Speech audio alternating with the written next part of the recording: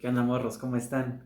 El día de hoy va a ser un poco diferente a lo que estamos acostumbrados. No vamos a hacer únicamente tutoriales en el que resolvemos ejercicios y explicamos por qué deberíamos saber las leyes de Newton, por qué deberíamos saber explicar tal o cual fenómeno y por qué deberíamos saber resolver problemas. Hoy vamos a centrarnos un poco más a una parte divulgativa que a mí me encanta, que trata de entender por qué hacer ciencia. Y para eso voy a hacer uso de un libro que a mí también me encanta, que son Los Cuatro Acuerdos de Don Miguel Ruiz. Bueno, en este libro, The Four Agreements for a Better Life, lo voy a tomar y lo voy a deformar un poquito. Y va a ser The Four Agreements for a Better Science, o simplemente la ciencia del artista. Don Miguel comienza hablando de los toltecas y el significado de dicha palabra en náhuatl, que es artista. Además, dentro de su libro, Don Miguel nos dibuja un nuevo modo de vivir, desprendiéndonos de patrones de conducta y cambiándolos por unos nuevos al adoptar 4 nuevos acuerdos. Estos son: ser impecable con la palabra, no hacer suposiciones, no tomarte nada personalmente, todo tranqui, y hacer siempre lo máximo que puedas. Pero, ¿qué tiene que ver todo esto con la ciencia?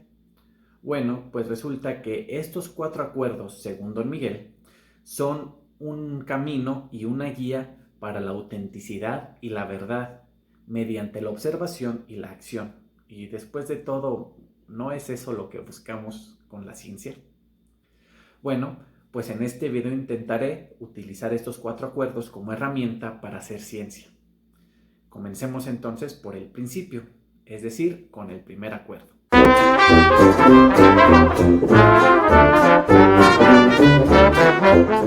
El primer acuerdo, ser impecable con la palabra, quiere decir ser lo más claro posible y expresar solo lo que quieres decir, no más, no menos.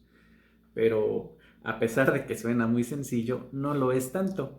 Esto debido a que durante toda nuestra vida, e incluso de forma en nuestra educación, hemos aprendido más a contestar automáticamente que a razonar lo que decimos. A veces nos gustaría haber pensado un poquito más antes de hablar. Entonces, elegir las palabras, símbolos y su secuencia es muy necesaria en la ciencia. La física, por ejemplo, hace uso de un lenguaje matemático y su representación simbólica, por lo que la claridad se vuelve relevante. Después de todo, una demostración matemática no es otra cosa que hacer evidente para el lector lo que es evidente para quien escribió esa demostración. Y por otro lado, los artículos científicos son el medio que se tiene para que toda la demás comunidad científica conozca lo que cualquier científico en el mundo está haciendo. Esto es importante, pues estos artículos deben estar tan libres como sea posible de interpretaciones. Esto con la finalidad de poder estar seguros de que estamos recibiendo la información tal como el autor lo está observando. Este punto cobra relevancia porque eso permite un mejor flujo de información y un mejor entendimiento de los fenómenos naturales observados. Segundo acuerdo, no hacer suposiciones. ¿Qué pasaría si en este momento a alguno de ustedes les encantó el video, pero no sé, tuvieron que hacer algo, lo pausaron y nunca más lo volvieron a ver? Y en mis estadísticas de YouTube aparece que tuvieron que verlo, que lo vieron muy poquitos. Y yo digo, me hago una historia en mi cabeza de que soy muy malo para hacer esto. Tal vez sea cierto, tal vez no, no lo sé. Pero no significa que lo que yo estoy pensando en la cabeza sea cierto. O el caso contrario también es posible. Tal vez odiaron este video, pero les dio flojera quitarlo y ahí lo dejaron sonando. Y yo puedo pensar que soy el mejor divulgador que puede haber en este mundo. Eso tampoco tiene que ser cierto necesariamente. Y ese es un gran problema, que tendemos a creer que las historias que creamos en nuestra mente son totalmente ciertas. Cuando estudiamos la naturaleza y sus fenómenos, resulta que muchas veces tenemos que hacer este tipo de suposiciones, pero las hacemos con la finalidad de ponerlas a prueba. Muchas veces entender las causas de un fenómeno físico, la naturaleza básica de lo que nos rodea e incluso sus interacciones requieren de un modelo. Este modelo va a ser hasta cierto punto nuestra suposición. Tenemos piezas de información y con esto vamos a suponer lo que pasará en un experimento. Y posteriormente viene la parte más divertida, ponerlo a prueba. Si lo previsto ocurre en la realidad, genial, seguimos adelante, seguimos trabajando con este modelo hasta pulirlo y que sea una muy buena descripción de la naturaleza. Pero si no es como esperábamos, regresamos al sillón de pensar y nos ponemos, pues, a pensar. Entonces, en pocas palabras, un físico supone muchas cosas sobre la naturaleza, pero siempre tenemos ese valor de ir a preguntarle a la naturaleza si eso que estamos pensando o eso que estamos suponiendo es verdad. ¿Cómo le hacemos para preguntar? Pues mediante el experimento. Hay un montón de esos, el LHC en Suiza, LIGO, los experimentos de rayos cósmicos, que por cierto por ahí un video, si quieren vayan a darle una vuelta. Hay montón de experimentos que nos sirven para cuestionar a la naturaleza y saber lo que estamos haciendo bien o lo que estamos pensando mal. Como don Miguel dice en su libro, tú siempre puedes preguntar y la gente siempre tiene derecho a responder con la verdad. Pero, ¿y si la respuesta no nos gusta? Pasemos al tercer acuerdo. Tercer acuerdo, no te tomes nada personalmente. Ahora, preguntar a veces puede asustar. Puede ser que la respuesta no nos guste o no se ajuste a lo que queremos. Nos intimida que la persona que nos gusta nos diga que no siente nada por nosotros o incluso que siente algo por alguien más. O que la persona que está contratando para el trabajo de nuestros sueños nos diga que no estamos calificados o que esa plaza ya está ocupada. Sería muy complicado hacer ciencia si los científicos estuviéramos casados con una teoría y lo volvemos un asunto personal, tratando de que la naturaleza se ajuste a lo que nosotros queremos, a nuestros modelos y teorías, y no al revés. Debido a que la naturaleza y los experimentos revelan lo que creíamos y nos dicen si era verdadero o era falso, así podemos seguir preguntando, sabiendo que no es nada personal. Como científicos, podemos decepcionarnos si el experimento arroja un resultado alejado de lo esperado.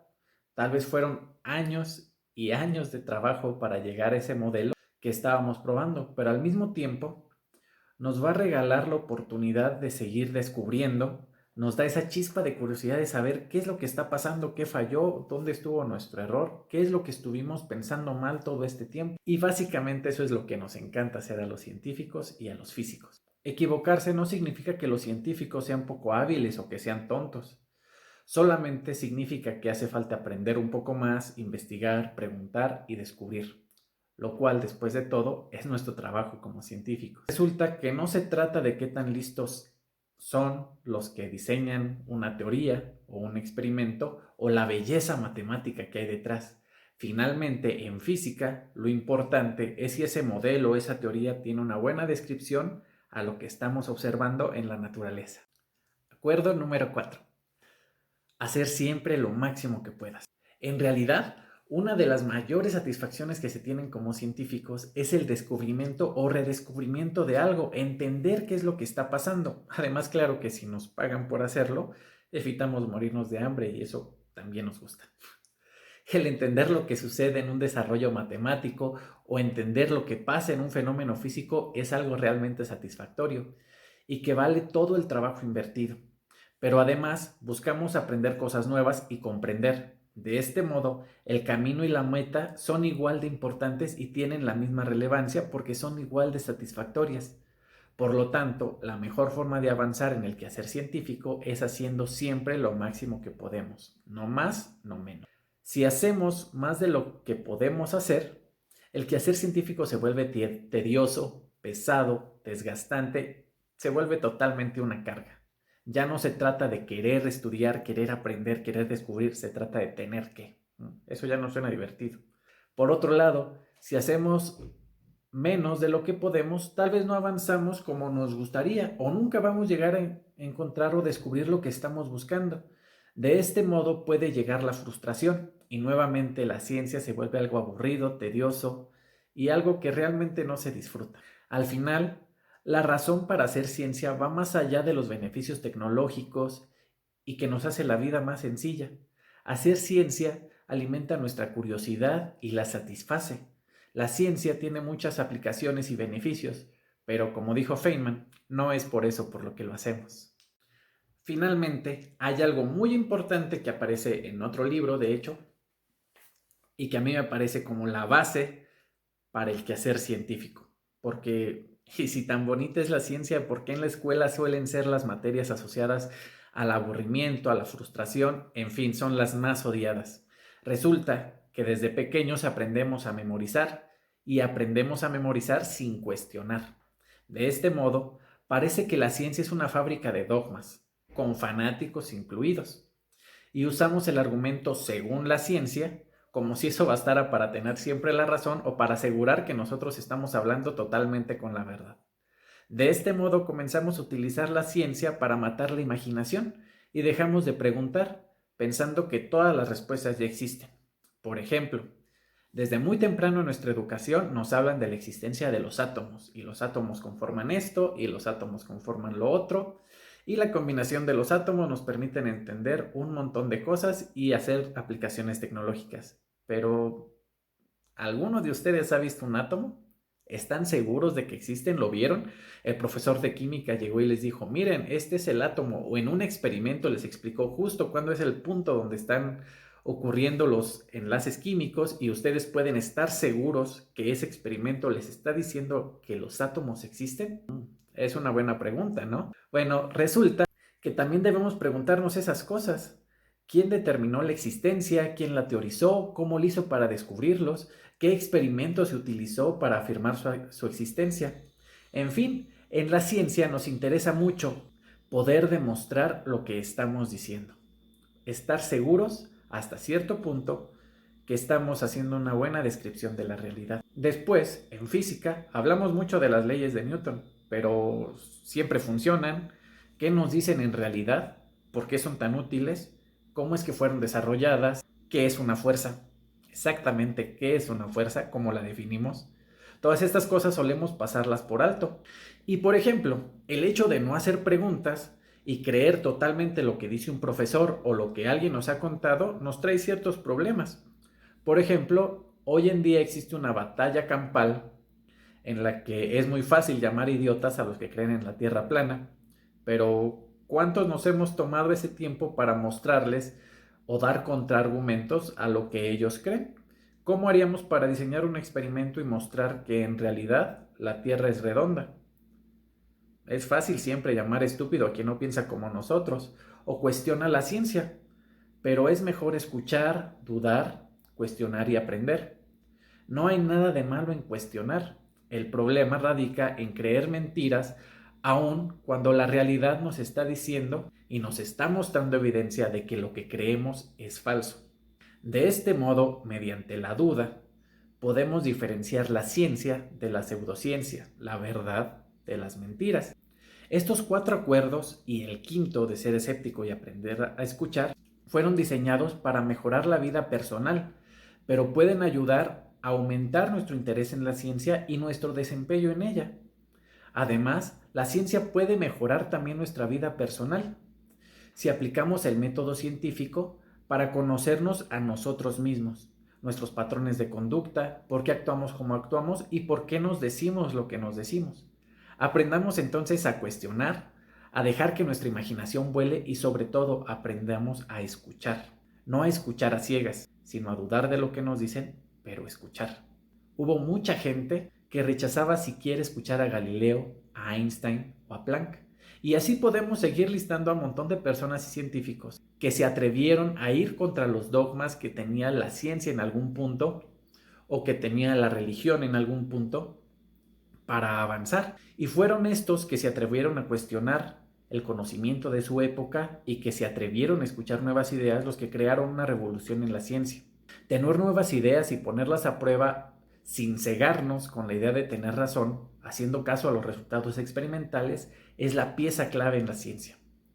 Como profesor, tengo que decir que muchas veces me he equivocado y debido al tiempo limitado que tenemos, pierdo de vista esa oportunidad de enseñar a los alumnos a dudar. Siempre comienzo con este ánimo al principio del semestre o de año, diciéndoles que me pregunten, que me cuestionen, pero llega un punto en el que se tiene que avanzar tan rápido que olvidamos esto. Por favor, si nosotros como profesores lo olvidamos, ustedes como estudiantes no lo hagan. Lo que pueden estar seguros es que como profesores nunca vamos a desechar sus ideas o vamos a juzgarlas de tontas o estúpidas solamente porque no se ajustan a lo que nosotros creemos. Deberíamos buscar las razones para de manera racional explicar cuál idea es correcta y cuál idea no. En este sentido, cuál idea es correcta tiene que ver con cuál se ajusta mejor a la descripción de la naturaleza. De esta forma, si aprendemos a escuchar, podemos romper esto para crecer personalmente y como comunidad. En este punto, le quisiera decir a todos mis estudiantes que ojalá pueda transmitirles ese gusto que yo tengo por la física y por la ciencia y la emoción que me da entender, aprender y poder luego explicar algo. Ese placer de poder explorar y descubrir. Bueno, muchachos, pues con eso llegamos al final del video de hoy. Espero que les haya gustado. Si se interesaron, no duden en suscribirse, seguirme, dejarme todos sus comentarios, qué opinan, creen que es posible utilizar distintas herramientas y saltar de un lado a otro. ¿No les gusta la idea de mezclar las cosas tan de repente? Bueno, pues de eso se trata, cuestionar todo, preguntar todo y sobre todo disfrutarlo.